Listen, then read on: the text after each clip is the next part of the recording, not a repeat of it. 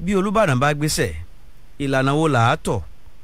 àti pé béèyàn bá tiẹ̀ nífẹ̀ẹ́ nú wọn a máa bí ni láti eke tí òkè mìíràn fẹ́ jọ Olúbàdàn bó la ṣe rìn. ẹ ṣeun mo dúpẹ́ lọ́wọ́ yín.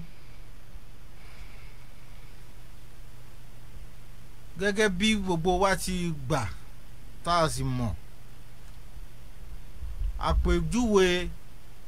ọ̀rọ̀ oyè ìbílẹ̀ traditional chieftaincy system ilẹ̀ Ìbàdàn láti ipò mọ́gàjí dé orí ìtẹ́ Olúbàdàn àpèjúwe rẹ̀ ni pé àyànmọ́ kálukú kò ní tàsé rẹ̀ ọ̀run ni wọ́n ti ń dá dé Olúbàdàn wá sáyé ń bí ọ̀run wọ́n máa ń bíyàn mọ́ ni. àpẹẹrẹ pẹ̀lú ọjọ́ date event láti gbé ọ̀rọ̀ yìí lẹ́sẹ̀ ní pé tẹ́ ẹ bá sọ pé Olúbàdàn wọ́n jẹ ní àsìkò yìí wọ́n wájà lásìkò yìí eléyìí rólé ní ọdún yìí wọ́n gbé wọn fún ní the first àgbéga tó ń pè ní promotion ni ó fi hàn yín pé àyànmọ́ lọ́rọ̀ yìí o nítorí kíni a ti rí àwọn tí wọ́n bẹ̀rẹ̀ àkàsọ̀ yẹn àkàsọ̀ méjì ló dẹ̀ lọ sórí ìtẹ́ Olúbàdàn èkíní ni Balógun line èkejì ni Ọ̀tún line tí wọ́n ń pè ní ẹgbẹ́ àgbà ní ìbẹ̀rẹ̀ pẹ̀pẹ̀pẹ̀ ẹgbẹ́ àgbà bọ̀ lẹ́nu táwa yìí Ọ̀tún Olúbàdàn line Balógun line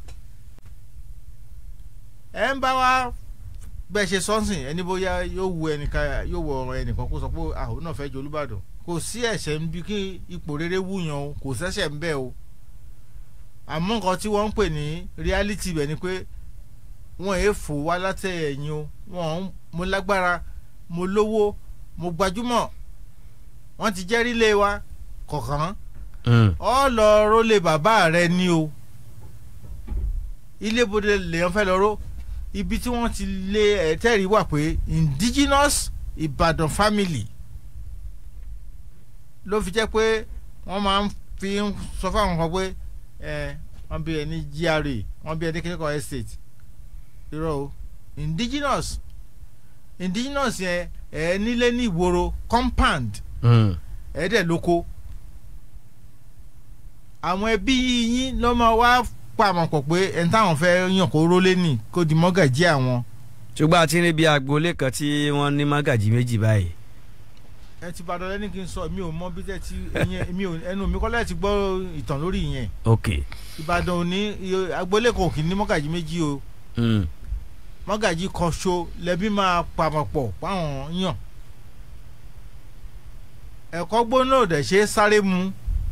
ẹni tí ẹbí bá yàn páwọn fẹ́ kó rólé yẹn kó di mọ́gàjí kó mọ̀ tí ìpera rẹ̀ ní mọ́gàjí o ohun tí ó mọ̀ ìpera rẹ̀ ní mọ́gàjí elect. ok kí wọ́n tó fi òǹtẹ̀ lù pé elect yẹn di mọ́gàjí ẹbí wọn yẹn Olúbàdàn á pè wọ́n pé kó wá farahàn ní ààfin ibẹ̀ náà ti máa bi wọ́n pé ẹ sọ ìtàn yín ẹ wàá sọ bí baba ńlá yín ṣe báwọn wọ Ìbàdàn tí wọ́n ṣe tẹ Ìbàdàn dó contribution iṣẹ́ tẹ́ ti ń gbéṣe fún ìdàgbàsókè Ìbàdàn Olúbàdàn àti àwọn kánsù wọn àwọn ni wọ́n ṣẹ̀wá wò pé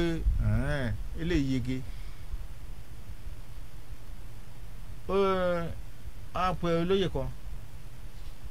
ẹ fún ní lẹ̀kẹ̀ ẹ fi ní lẹ̀kẹ̀ kan lọ́rùn recognized mọ́gàjì ìjọ yẹn ló ti di mọ́gàjì lágbájá agboolé tàmẹ̀dò. àdúrà wọn wà máa jó lọlé wọn máa ń kọrin wọn máa ń dárin fún ilé tó máa ti yege bẹ́ẹ̀ pé ó di kóró oyè náà kó lè wá wọn wá kọrí sílé wọn tó bá délé wọn tán látijọ́ yẹn àwọn náà wọ́n ṣàǹdẹ̀bí wọn láwọn àgbàlagbà wọ́n á ṣàdúrà wọ́n á dúpẹ́ àwọn alálẹ̀ wọn wọ́n á kí wọn ìjọ yẹn ni wọ́n ti bẹ̀rẹ̀ àdúrà pé ó gbóyè wọlé bàbá rẹ o lágbára Ọlọ́run ó gbóyè wọlé bàbá rẹ o mọ́gàjí yẹn náà ti wá máa promote ẹ̀ gbé sókè Olúbàdàn tó wà lórí ìtẹ́ àtàwọn ìgbìmọ̀ wọn ẹni mọ́gàjì tó bá wù wọ́n ni wọ́n lè gbé ga pé mo dàgbà èmi ni mo kàwé jù láàrin àwọn mọ́gàjì kọ̀ọ̀kan mọ́gàjì tó bá wù Olúbàdàn àti council wọn ń ló lè promote ó ní wọ́n ló lè kọ́ ni wọ́n máa promote tó bá ti promote èèyàn sí and the first step lórí line méjèèjì ni jagun Olúbàdàn jagun Balógun ní ti Balógun line 23 steps ló wà ń bẹ̀ Olúbàdàn line 22 steps àkàsọ̀ 22 àkàsọ̀ 23 báwo náà jà ṣe ń promote kò ń ṣe pé wọ́n ń ṣe examination o kò ń ṣe ìdánwò o. pé wà ní.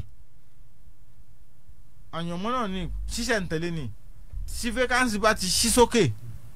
ẹni tó wà nísàlẹ̀ àmú sókè gẹ̀rẹ̀ bẹ́ẹ̀ lèèyàn náà mọ̀ gùn lọ sókè from chief yóò di level senior chief yóò di level high chief tí wọ́n ti ṣe reformation láyé ìjọba Mákindé gọ́vùnà Mákindé la ṣe àtúnṣe yẹn táwọn high chief di ọba tí wọ́n ń pè wọ́n ní ọba láàrin àwọn ọba yẹn òun náà ni seniority máa wà ń bẹ̀ o tí Olúbàdàn bá pẹ́pẹ́pẹ́ lórí oyè tán bá wàjà èyí tó bá senior jù ní line apá kejì ni ó jẹ ipò rẹ̀ o. jẹ́ ká fi ìṣẹ̀lẹ̀ tó ṣẹlẹ̀ lọ́wọ́ yìí ká fi ṣe àpèjúwe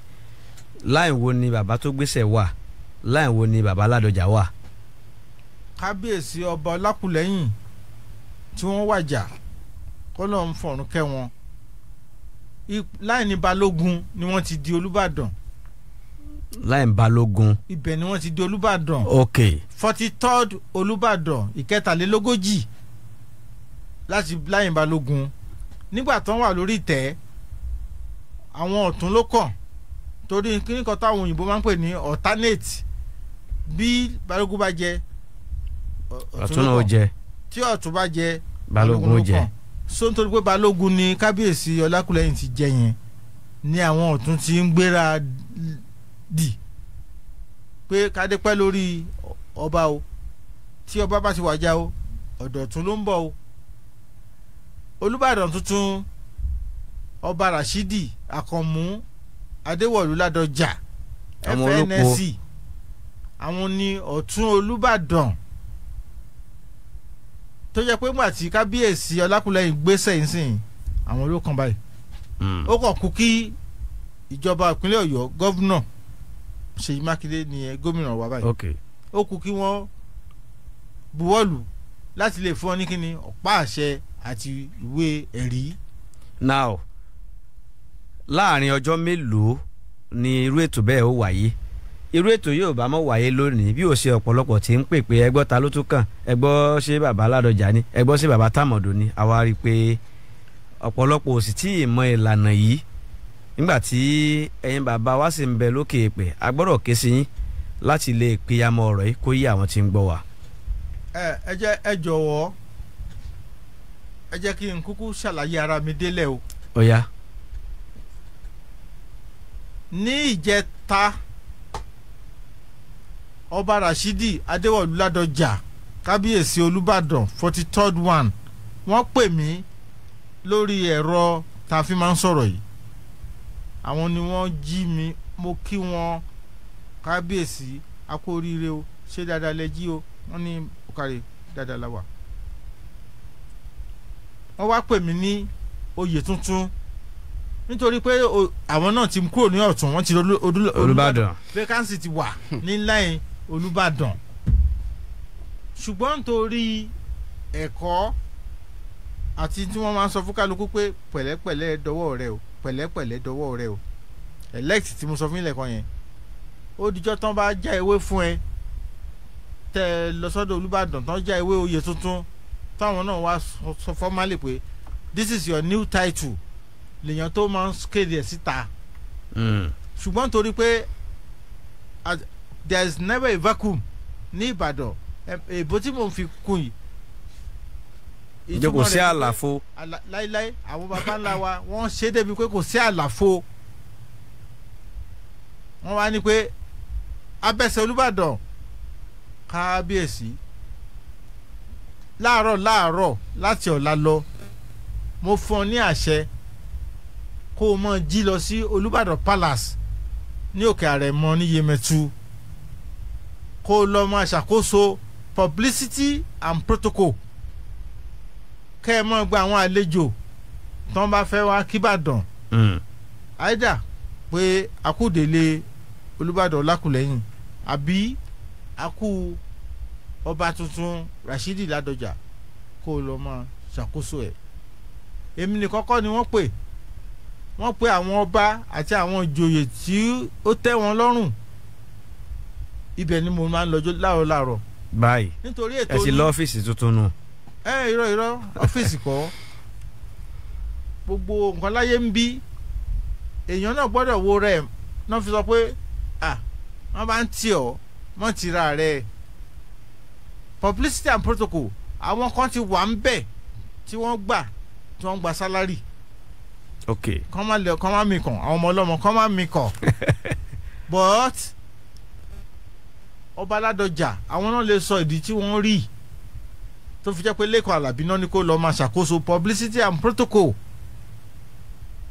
kò ń ṣe permanent position o. kò permanent rárá. aláwọn kan ti wà ń bẹ̀ ebi ẹ̀yin oníròyìn náà. náà bàbá bí ọjọ́ mélòó ni ká máa retí báyìí. gẹ́gẹ́ bí ìṣẹ̀ṣe Ìbàdàn 21 days ni ó wà lákọọ́lẹ̀ pé kàn fi ṣe ìdárò Olúbàdàn tó gbéṣẹ̀ 21 days. ọjọ́ mọ́kànlélógún. ìtumọ̀ rẹ̀ ni pé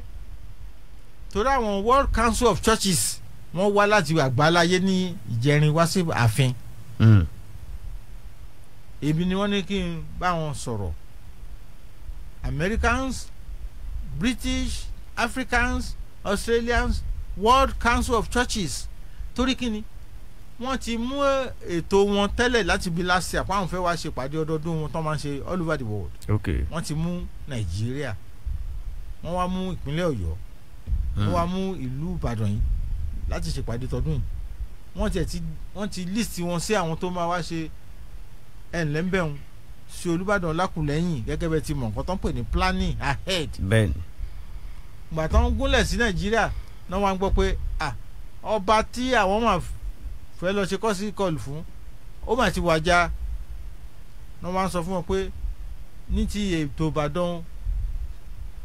kò sí nǹkan tó ń pè ní àlàfo ẹ̀yà dé ààfin yẹn náà fi wá èmi náà ní kí n bá wọn sọ̀rọ̀ mo wá ní pé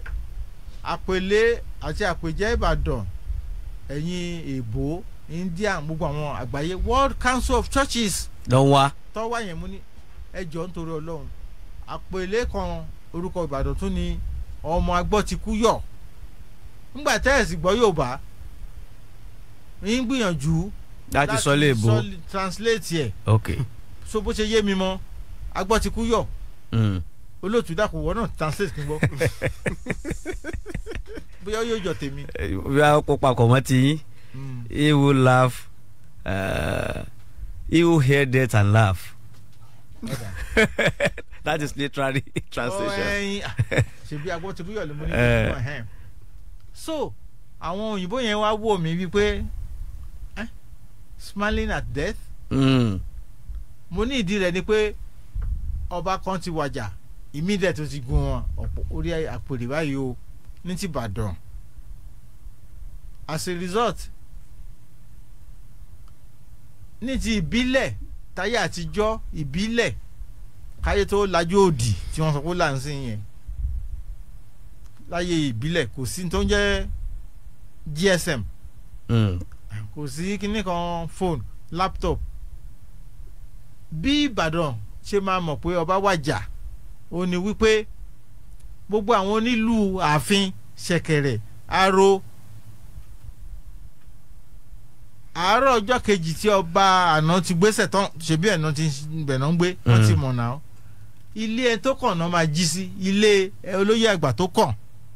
na máa jí sí. ibẹ̀ ni lílo ti máa sọ àti fèrè ṣẹ̀kẹ̀rẹ̀. káì. làárá ló fi máa mọ̀ pé ọba kan ti gbéṣẹ̀ láyé àtijọ́ nìyẹn. so láì jẹ́ pé wọ́n wá tún ń ṣe ayé àtijọ́ a ti wà ní nǹkan tó ń pè ní modern day ó ti bọ́ sọ́dọ̀ Ládọjà nígbà tí kábíyèsí Ọlákúlẹ́yìn ti wàjà yẹn kò rújú kankan. agbọ́ ti kú yọ níbi tí àwọn èèyàn ti wá máa mú sùúrù fúnra wọn ni pé ọba tó wàjà kí wọ́n rántí o lọ́jọ́ sí bí àwọn náà ṣe ń lùlù ńlé wọn. ìgbà tí lóborí ẹ̀fọ̀n. tí predecessor lọ. nígbà tí bàbá Aliyu lọ. òun ló dá òwe tó sọ pé adìẹ ìrànà. kì í ṣàjẹgbé. àwọn baba ńlá wa yẹn kọ́lọ́run máa fọ̀run kẹ́ wọn àtàwọn ìyá ńlá wa torí mà táwọn Gẹ̀ẹ́sì wà ń bí as colonialist torí èmi ò kì í fẹ́ lọ pé colonial master Ọlọ́run má jẹ́ àrí master. Ọlọ́run dá gbogbo ẹ̀yà gbogbo èèyàn láyé ń bí equal níta fi máa ń jura wa lọ ní opportunities àti kádàrà. àwọn òyìnbó yẹn ká gbà pé kádàrà ni wọ́n fi. kádàrà kọ́ tìpátìkúùkù ni wọ́n gbé ọkọ̀ ojú omi sọ́nà náà wá bí bọ́n ṣe lọ gba Amẹ́ríkà United States of America tí President Trump wọ́n sì yẹn tó ń yan kiri bíi pé òun dáa jù nísìnyẹn was a colony of Britain. Yes tipátìkúùkù mani at a time Britain was ruling 3/4 of the whole world tipátìkú bẹ́ẹ̀ fẹ́ bẹ́ẹ̀ kọ́. na fi ń rúlu wa. àwọn orílẹ̀-èdè tó ń wò pé kí ló dé ẹ lè wá gàba lé wa lórí wọ́n fìyà jẹ wọ́n pàápàá jùlọ Kenya. ẹ wá wo ẹ má bínú pé màwú. ẹ má bínú pé mo gé ọ̀rọ̀ yẹn pété